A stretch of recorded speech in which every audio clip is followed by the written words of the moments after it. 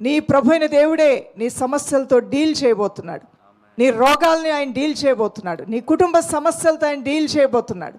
నీ భర్త యొక్క, నీ భార్య యొక్క జీవితంలో ఉన్న ఇబ్బందులతో ఆయన డీల్ చేయబోతున్నాడు. నీ పిల్లల యొక్క సమస్యలతో డీల్ చేయబోతున్నాడు.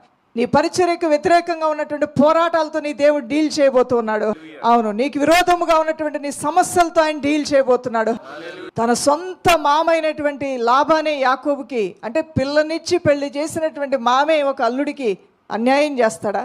పెళ్లి చేసుకున్న భర్తే తన భార్యకి అన్యాయం చేస్తాడా? వివాహం చేసుకున్నటువంటి భార్య తన భర్తకు అన్యాయం చేయగలదా? ఒక తల్లి కడుపున పుట్టిన అన్నదమ్ములే అన్యాయం చేయగలరా? ప్రాణ స్నేహితుడని నమ్మితేనే అన్యాయం చేస్తాడా? మోసపు మాటలతో, తంత్రపు మాటలతో తోడేలు చర్మం కప్పుకొని గొర్రెల్లాగా నా దగ్గరకు వచ్చి నన్ను ఇంత అన్యాయం చేశారే అనే ఆ తెలుసుకున్న ఆ పరిస్థితిని హృదయాన్ని చాలా గాయపరుస్తుంది. ఎవరో తెలియని వాళ్ళు నీకు అన్యాయం చేస్తే బాధ కొంతలో కొంత తక్కువ ఉండొచ్చు. అపరిచితుడు నమ్మాను, నాకు ఈ స్థితి పట్టింది, గతి వచ్చిందని నువ్వు అంటావు. కానీ నువ్వు నమ్మిన వారు, నీకు మాట ఇచ్చిన వారు, నీతో ఉంటారన్నవారు, నీకు సహాయం చేస్తానన్న వారే ఎదురు తిరిగి నీకు వ్యతిరేకముగా దుర్మార్గ క్రియలు చేస్తున్నప్పుడు నీ హృదయం ఎంత గాయపరచబడుతుంది, ఎంత వేదనకు గురవుద్ది. నిన్ను పొగిడిన నోరే నిన్ను అవమానపరుస్తూ ఉంటే నీ మనస్సు నువ్వు ఎంత కృంగిపోయి వేదనకు గురవుతావు.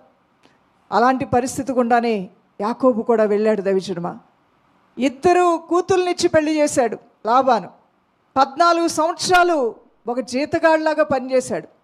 14 సంవత్సరాలు ఎంత కఠినమైన హృదయంతోనో పని చేయించుకున్నాడు. నా బంధువే కదా, నేను పిల్లనివ్వబోతున్న అల్లుడే కదా అని అనుకోలేదు. కానీ పని చేయించుకున్నాడు. 14 సంవత్సరాలు పని చేయించుకొని 2 పిల్లల్నిచ్చి పెళ్లి చేసి తనతో ఉన్నటువంటి యాకోబుని ఎప్పుడూ వేరుగానే చూశాడు.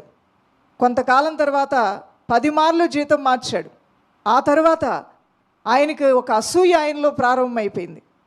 ఆయనలో ఒక ఈర్ష్య ప్రారంభమైపోయింది.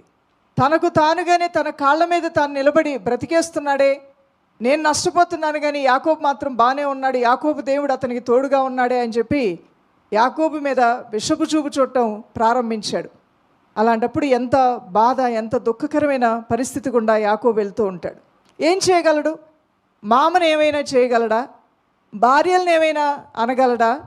పిల్లలు ఉన్నారు, ఆస్తిపాస్తులు అక్కడే ఉన్నాయి, ఊరు వదిలేసి వచ్చాడు, తన బంధువులంటూ ఇంకెవరూ లేరు. అలాంటి వారి మధ్యలో ఏం చేయగలడు? తన సొంతింటి వాళ్ళే తను మోసం చేస్తున్నారు.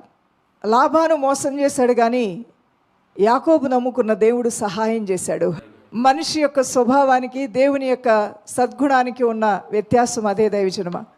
దేవుడు సుగుణాల శీలుడు, సుగుణాల సంపన్నుడు, ఆయన యథార్థవంతుడు, ఆయన